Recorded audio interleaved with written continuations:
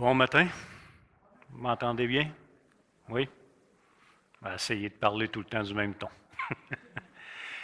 Donc, bienvenue tout le monde à cette capsule, toujours dans la confession de foi 1689. On est rendu au chapitre 20. On va le terminer ce matin avec les 3e et 4e paragraphes.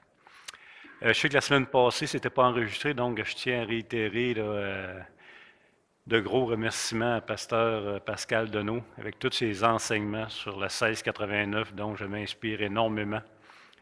Donc, je ne le cite pas souvent, mais je tiens à le citer encore à nouveau.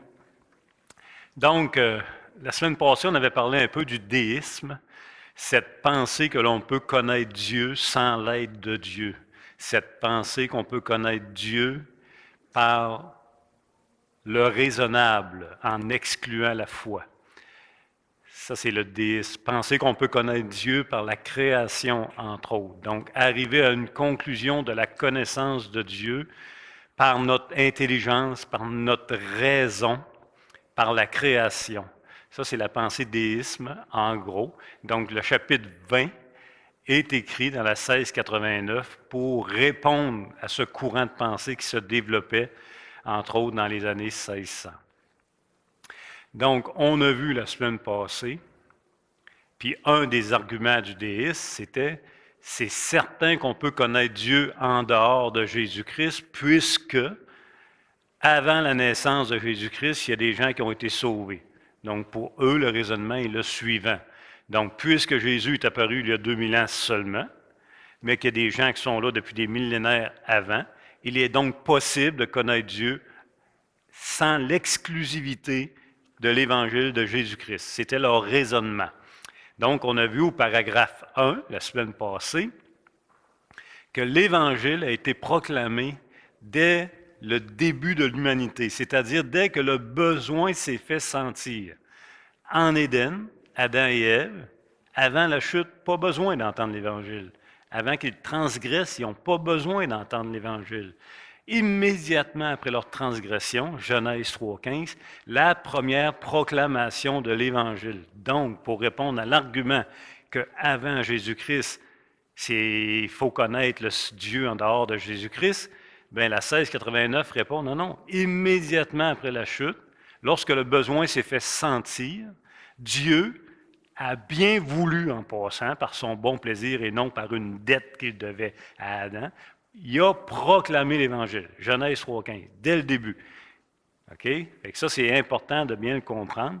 Donc, le paragraphe 1 souligne où, dans l'histoire de l'humanité, la proclamation de l'Évangile a été citée pour la première fois. Bien, c'est dans le Jardin d'Éden, immédiatement après la transgression. À partir de ce moment-là, quiconque croit à cette promesse, ce prototype d'Évangile qu'on appelle, quiconque y croit par la foi, peut être 100% sauvé, tout comme nous aujourd'hui. On avait vu par contre que l'Évangile, elle est progressive. C'est-à-dire que dans Genèse 3,15, tu n'as pas la même connaissance qu'aujourd'hui dans la progression de la révélation de l'Évangile. Ça, c'est aussi important. Donc, le paragraphe 1 répondait à cet argument-là. Le paragraphe 2, lui, il identifiait la source, c'est-à-dire à quel endroit, si vous voulez, dans le lieu ou à quel où qu'on peut tirer l'Évangile. Bien, c'est seule la parole de Dieu. Donc, l'Évangile ne peut pas être proclamé en dehors de la révélation que Dieu a bien voulu nous donner.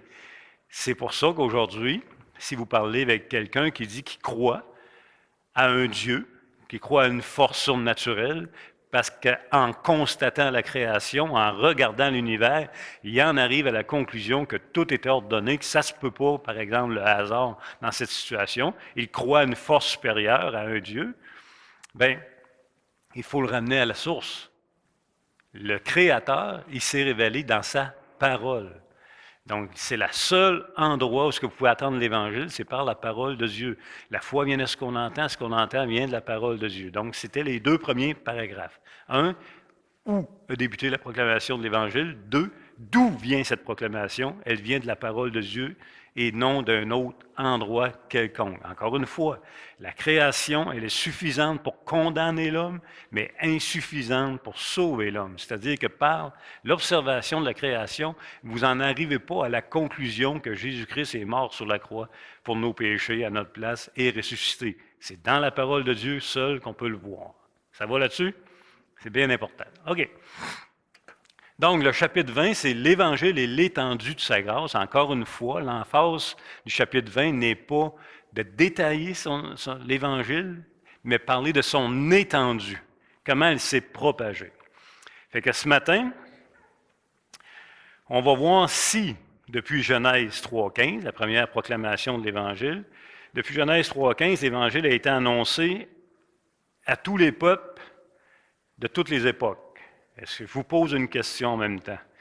Est-ce que depuis Genèse 3.15, l'Évangile a été annoncé à tous les peuples de toutes les époques? C'est un choix de réponse, c'est oui ou non.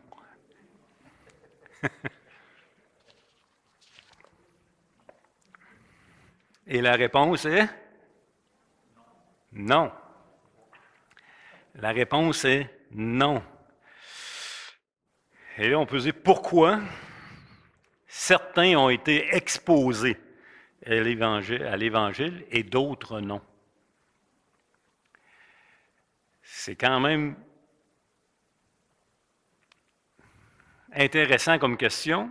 Je ne dirais pas épeurant, mais intéressant.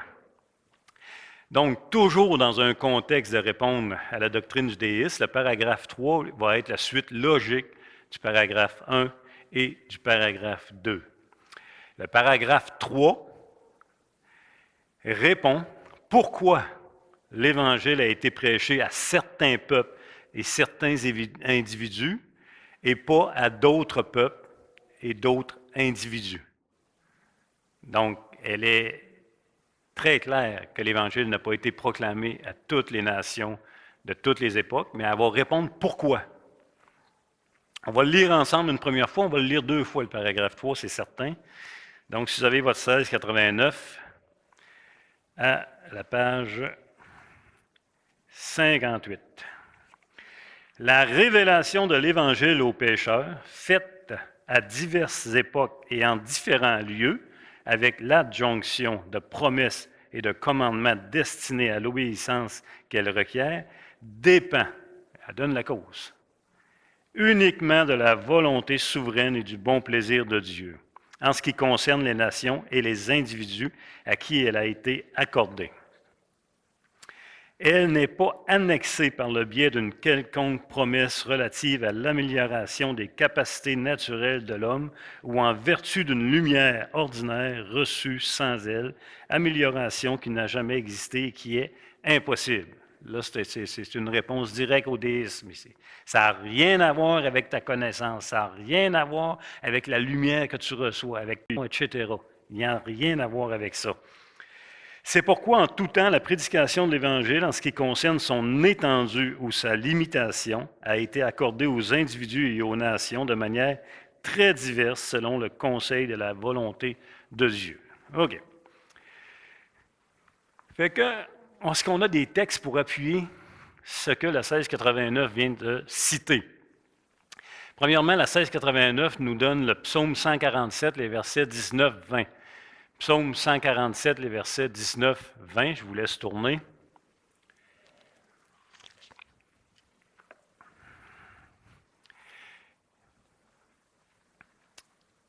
Ça dit ceci. Il révèle sa parole à Jacob, ses lois et ses ordonnances à Israël. Il n'a pas agi de même pour toutes les nations, et elles ne connaissent point ses ordonnances. Louez l'Éternel. Donc Dieu lui-même, dans sa parole, va déclarer qu'à Israël, il a donné beaucoup plus de sa parole qu'à d'autres nations, pas du tout, à une certaine époque, entre autres. On pourrait penser en passant qu'aujourd'hui, avec les réseaux sociaux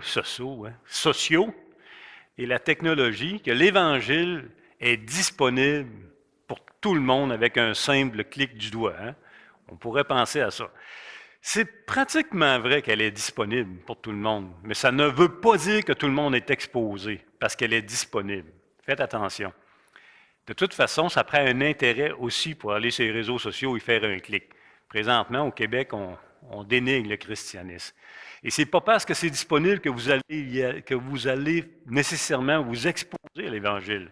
Par exemple, toutes les... comment ça s'appelle ça dans les...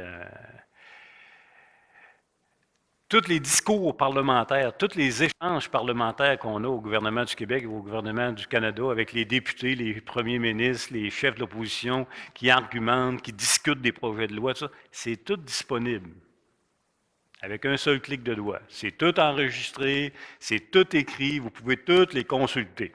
Est-ce que c'est parce que c'est disponible que vous y allez? Pourtant, il se passe des choses là qu'on devrait écouter. Peut-être qu'on serait plus en mesure de parler avec nos députés et vous dire Hey, tel échange, je ne te comprends pas, là. C'est quoi ta position? Écoute, ils votent des lois, là, des projets qui ont une conséquence sur nos vies assez intense, mais on s'en fout. Donc, oui, l'Évangile, présentement, elle est disponible, accessible en plusieurs langues. Les Bibles sur Internet, c'est accessible. Des définitions de chrétiens, vous allez savoir ça, des prêches à profusion. Mais il ne faut pas prendre pour acquis que parce que c'est comme ça aujourd'hui avec la technologie, que tout le monde reçoit et entend. Pas reçoit, mais entend l'Évangile. Vous me suivez? Et ça, c'est important. Donc, dans l'Ancien Testament, Genèse 3,15 a fait son petit bout de chemin. On voit, si vous êtes attentif un petit peu, de Genèse 3 à, par exemple, jusqu'à Noé, que l'Évangile ferait son chemin. Donc, la promesse faite en Genèse 3,15, elle est perpétuée de père en fils, ou peu importe. On voit que Enoch, puis on se rend à Noé, qui est un homme juste, déclaré juste, justifié devant Dieu. Ensuite, ça continue, puis on voit que ça se trace jusqu'à Abraham, à cette époque-là, Genèse chapitre 12. Et c'est à partir de Genèse chapitre 12 qu'il se passe de quoi de pas pire, on va dire. Il y a une alliance qui est faite entre Dieu et Abraham. C'est une alliance qui touche Abraham et ses descendants. Et dans cette alliance-là, Dieu promet de bénir Abraham et sa descendance, de la multiplier et que toutes les nations de la terre seront bénies par sa descendance, faisant référence à Jésus-Christ. Donc, il y a un engagement, il y a un serment fait par Dieu avec Abraham, avec l'Évangile. Et si vous voulez aller plus loin, là, il y a Genèse 12, mais il y a Genèse 13, Genèse 15, Genèse 17 là, qui complètent l'alliance d'Abraham. Et Isaac, à son tour, le premier descendant d'Abraham, le vrai descendant de la promesse, là, pas le premier parce que c'est Ismaël, mais le vrai descendant de la promesse, a reçu ce même engagement-là de Dieu qu'il avait fait à Abraham. Et Isaac a eu des jumeaux. Vous vous souvenez? Jacob et Isaü. Qu'est-ce que Dieu déclare dans Romains, chapitre 9? Il a aimé Jacob, il a haï Isaü avant même qu'il soit au monde. Donc, la promesse faite à Abraham s'est perpétuée avec Jacob. Et là, tous les descendants d'Abraham, Isaac et Jacob forment Israël. Et c'est avec ce peuple-là, ayant choisi au début un homme Abraham, c'est avec ce peuple-là que l'Évangile, que la révélation, elle est donnée. Et qu'elle n'est pas donnée au même niveau à d'autres nations. Ça, c'est important de le comprendre. Il faut le constater que c'est à travers ce peuple que l'Évangile a progressé dans sa révélation. Comme je vous disais tantôt, Genèse 3,15, on en sait un petit peu, mais ça s'est progressé tout le temps dans sa révélation avec cette nation-là d'Israël. Donc, ce qu'on vient de lire dans le psaume 147 est que Israël a reçu plus que les autres peuples, a reçu ce que d'autres peuples n'ont pas reçu de son époque. Il faut le constater. Ils ont reçu ce que d'autres peuples n'ont pas reçu. Et rappelez-vous, ce qu'ils ont reçu, c'est l'Évangile. C'est la parole de Dieu. Sans parole de Dieu, pas de salut. D'autres peuples ne l'ont pas reçu. C'est un constat qu'on fait. Israël a entendu ce que d'autres peuples n'ont pas entendu. En d'autres mots, l'Évangile et son étendue de la grâce n'a pas balayé tout le monde entier à partir de Genèse 3,15, mais a frayé son petit chemin avec un homme, avec certains hommes, aller jusqu'à une descendance, un peuple, Israël. Il faut le constater et il faut l'accepter. C'est sûr qu'on voit des exceptions en passant. Vous vous souvenez de Rahab, la prostituée qui avait caché les 2 espions. Les gens ont entendu comment Dieu a libéré Israël de l'esclavage de l'Égypte.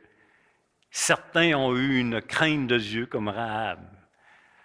Mais de façon générale, ça se passe avec Israël et certains se greffaient au peuple d'Israël et étaient exposés à l'Évangile. On a des exceptions comme Melchisédek, qu'on ne sait pas trop d'où ce qui sort celui-là.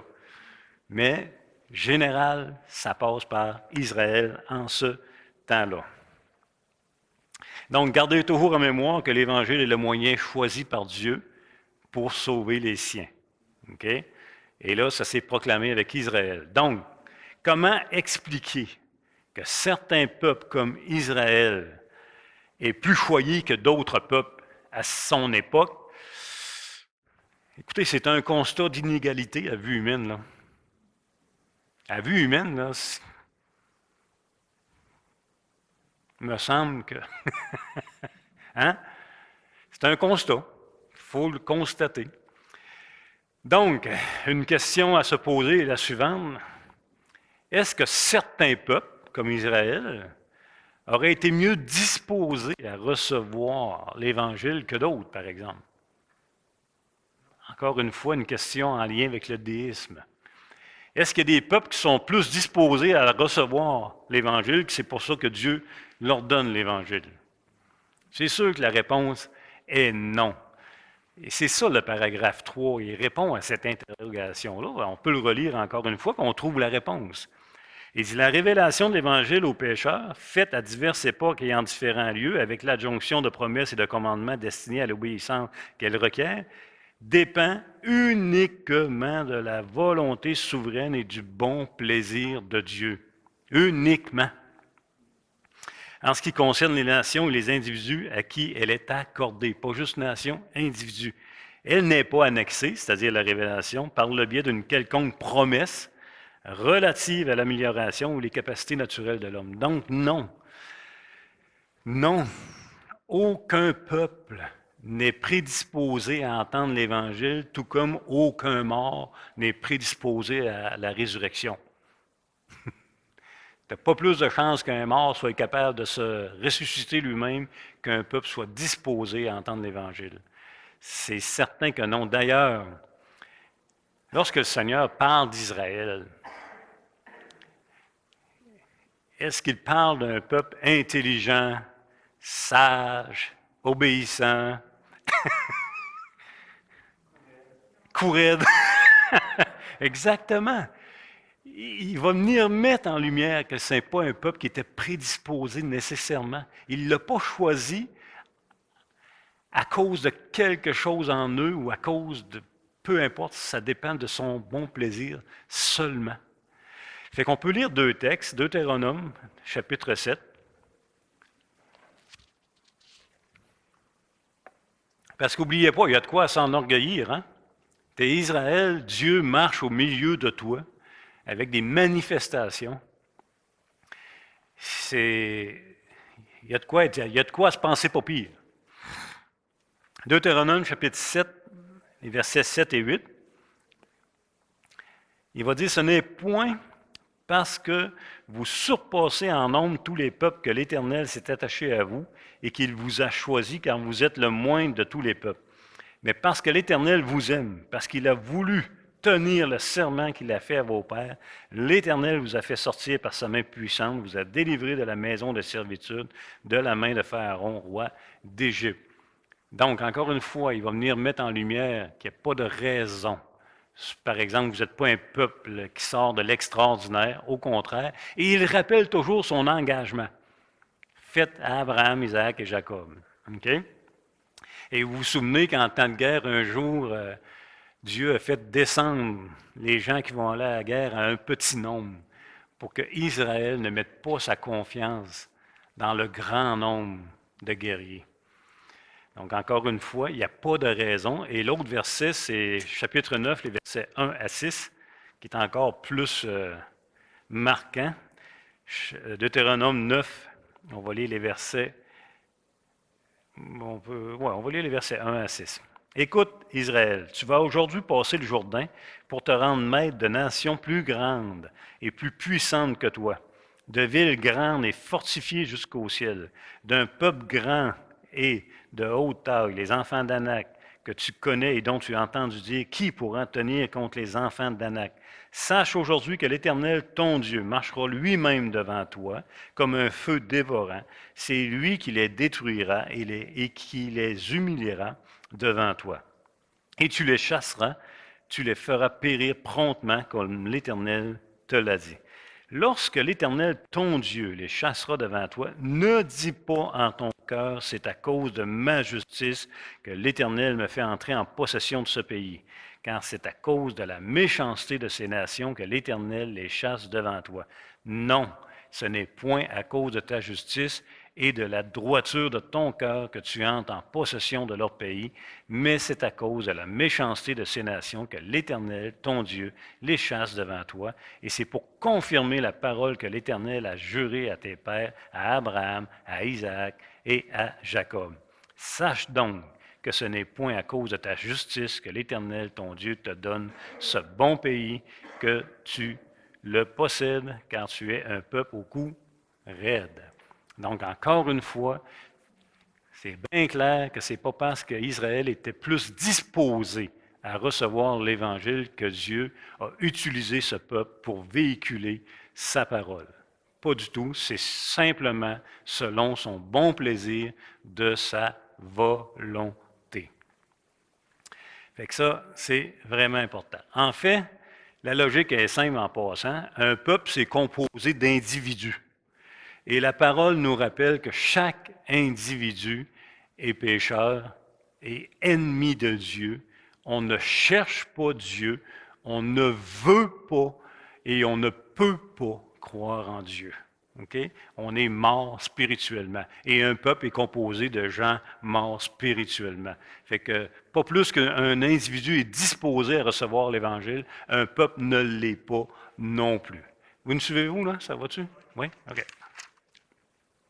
Donc, très important, aucun peuple n'est meilleur qu'un autre pour mériter d'être exposé à l'Évangile. Oui, il y a la grâce commune. Oui, il y a des peuples qui, par la grâce commune de Dieu, ont développé plus, par exemple, la science, la technologie, des peuples moins esclaves de mensonges, tout ça, mais sous ça est la grâce commune de Dieu. Mais ça ne prédispose pas à mériter d'entendre l'Évangile. C'est vraiment important. Aucun homme n'est meilleur qu'un autre pour mériter d'être exposé à l'Évangile. Donc, il faut chercher la raison en dehors de nous, et c'est uniquement le bon plaisir de Dieu. Je ne sais pas si vous réalisez ou si Dieu peut nous accorder cette grâce de réaliser que le fait que nous ayons entendu l'Évangile, ce n'était pas une question de mérite. C'est une grâce. C'est vraiment une grâce. Si vous pensez le contraire, c'est parce que vous pensez que Dieu vous en devait une. Ne pense pas que Dieu doive quelque chose à qui que ce soit. Sinon, il ne s'appellerait pas Dieu. OK. Donc, il faut chercher la raison dehors de nous. Jésus lui-même, en passant, va confirmer, pas si vous vous souvenez des textes, Jésus lui-même va confirmer que certaines villes ont reçu plus de lumière que d'autres. On va aller lire le texte, Matthieu 11, 20, 26.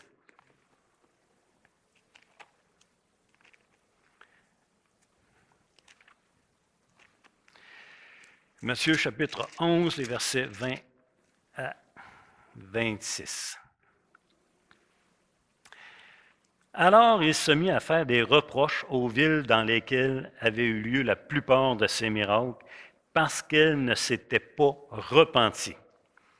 Malheur à toi, Chorazim! Malheur à toi, Bethsaïda! Car si les miracles qui ont été faits au milieu de vous avaient été faits dans Tyr et dans Sidon, il y a longtemps qu'elles se seraient repenties en prenant le sac et la cendre. Et là, tu te dis, attends, Seigneur, mais pourquoi tu n'as pas été mettre de la lumière là s'ils seraient repentis? Il me semble que ça aurait été le fun. Selon le bon plaisir de Dieu. Selon le bon plaisir de Dieu. Donc oui, ici, Tyr et Sidon ont reçu beaucoup moins de lumière. Ils ont été exposés à l'Évangile beaucoup moins, sinon pas du tout, à comparer par exemple les villes que Jésus vient de citer. Et il va dire, c'est pourquoi je vous le dis, au jour du jugement, Tyr et Sidon seront traités moins rigoureusement que vous. Plus de lumière, plus de responsabilité. Plus de lumière, plus de rejet, plus de criminalité humaine. Vous me suivez? Et il va poursuivre. Et toi, Capharnaüm, seras-tu élevé jusqu'au ciel? Non, tu seras abaissé jusqu'au séjour des morts. Car si les miracles qui ont été faits au milieu de toi avaient été faits dans Sodome, elles subsisteraient encore aujourd'hui. C'est pourquoi, je vous le dis, au jour du jugement, le pays de Sodome sera traité moins rigoureusement que toi. OK. Écoutez, Sodome, c'est une ville de désobéissance, c'est un symbole de désobéissance et de péché. Et c'est un exemple de jugement. C'est un type du jugement éternel à venir. Et oui, en passant, Sodome avait rejeté les messagers, les deux messagers qui se sont présentés. Oui, c'est vrai. Mais ces villes n'ont jamais eu, en tant que Sodome, n'ont jamais eu le même privilège que Capharnaüm. Jamais. Ils n'ont jamais eu accès à la révélation claire que comme les habitants de la Galilée ont eu. Jamais. Jamais, jamais, jamais. Et pour cette raison, ils seront jugés moins sévèrement. Dieu n'accorde pas le même privilège à tout le monde. Les miracles, là. En passant, on est dans Matthieu chapitre 11, là, c'est la dégelée jusqu'à Matthieu chapitre 12, avec le rejet officiel des autorités. Là. Et tous les miracles là, qui se sont passés de Matthieu 1 à Matthieu 12, ils servent à quoi les miracles? Principalement, là, la raison des miracles, c'est quoi, de chapitre 1 à chapitre 12? Principalement, là. Est-ce que vous pensez que c'est pour, je ne sais pas moi, pour faire un spectacle? C'est pourquoi? Comment? Annoncer la présence du Christ, confirmer ce que Jésus déclare. Les miracles, principalement, c'est pour confirmer que la parole qu'il vient de citer, elle est vraie. Et un des meilleurs exemples, c'est quand Jésus a dit au paralytique, « Tes péchés sont pardonnés ». Les pharisiens, les docteurs de la loi qui étaient là, étaient scandalisés parce qu'ils ont une bonne théologie. Ce n'est pas tout le temps des deux de pique. Ils ont une excellente théologie. Seul Dieu peut pardonner les péchés à quelqu'un. Et là, Jésus vient de dire au paralytique, « Tes péchés sont pardonnés ». Il vient de se déclarer Dieu. Fait qu'il dit quoi? Connaissant les pensées de leur cœur, il dit, « Afin que vous sachiez que oui, j'ai le pouvoir, oui, je suis Dieu, j'ai le pouvoir de pardonner des péchés, il va faire un miracle. Lève-toi puis marche. » Donc, les miracles servent à confirmer principalement que ce que Jésus vient de déclarer est vrai. Sodome n'a pas eu ce privilège. Ils ne l'ont pas eu, cette lumière. La Judée l'a eu. Actes chapitre 16, versets 6 à 10.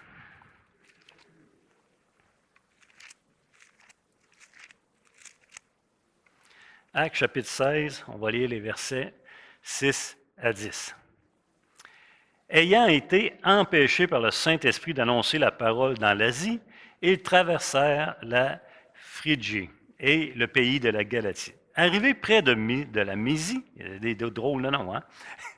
Ils se disposaient à entrer en Bithynie, mais l'Esprit de Jésus ne leur permit pas. Ils franchirent alors la Mysie et descendirent à Troas. Pendant la nuit, Paul eut une vision. Un Macédonien lui apparut et lui fit cette prière. Passe en Macédoine, secours-nous. Après cette vision de Paul, nous cherchâmes aussitôt à nous rendre en Macédoine, concluant que le Seigneur nous appelait à y annoncer la bonne nouvelle. Bon, c'est quand même intéressant. Pendant que Paul annonce l'Évangile en Macédoine, le message ne sort pas en Asie puis en Bithynie. C'est un constat. Empêchés par le Saint-Esprit, Dieu n'a pas permis qu'ils se rendent là, il les a dirigés ailleurs. Et c'est la volonté de Dieu. Là, c'est certain que vous allez me dire, ouais, mais ils ont été exposés à l'Évangile quelques années plus tard, et certainement, je ne sais pas combien d'années ou combien de temps, oui, ils ont été exposés plus tard, à un moment donné, à l'Évangile, parce que l'Occident et l'Orient ont été exposés, c'est certain. Mais si c'est, je ne sais pas moi, si c'est 10 ans entre les deux, il y a quand même des gens qui sont là, qui n'ont pas été exposés à l'Évangile, qui sont morts. Pas la même lumière partout. Pas le même privilège partout. Faut le constater. Donc, ça nous ramène où? On ne s'en sort pas, ça nous ramène à l'élection. On ne s'en sort pas. En Macédoine, il y a des gens qui sont prédestinés avant la fondation du monde. Ce sont des élus. Et Dieu envoie son messager annoncer la parole afin que ces élus viennent à l'Évangile. Est-ce injuste?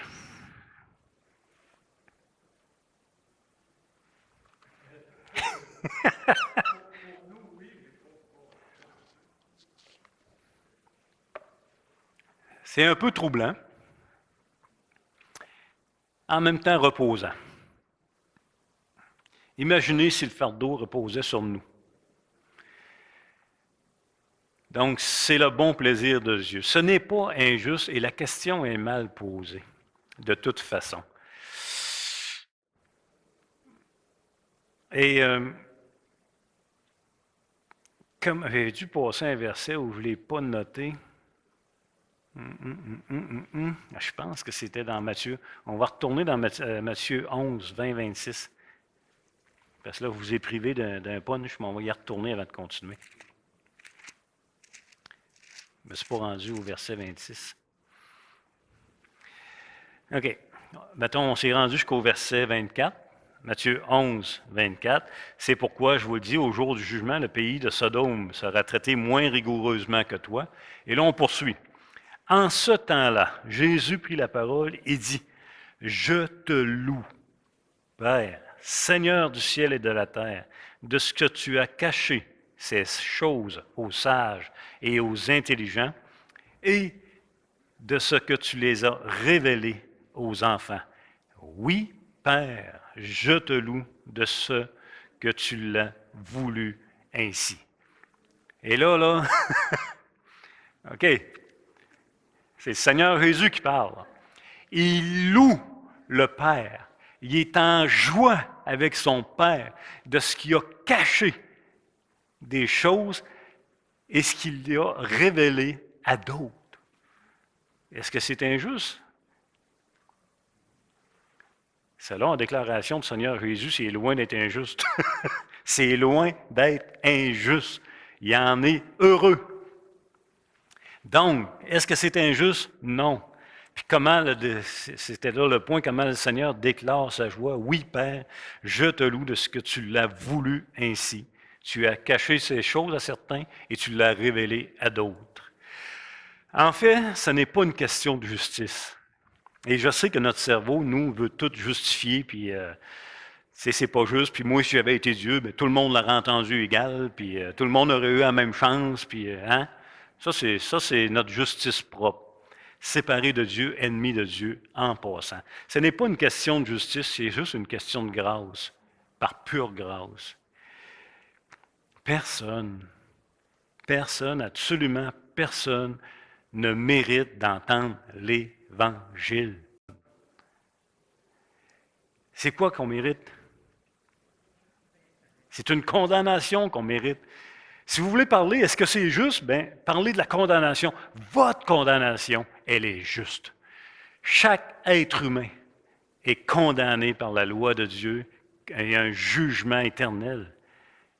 Ce n'est pas une question de justice, c'est une question de grâce. Encore une fois, il faut être étonné par la grâce. Genèse 3,15 est supposé nous faire décrocher la mâchoire. Quoi? Tu avais confirmé qu'on allait mourir, tu allais confirmer le jugement, et tout d'un coup, grâce par pure grâce, une annonce d'Évangile. Et Dieu annonce l'Évangile à qui il le veut, quand il le veut, au peuple qu'il le veut, comme il le veut.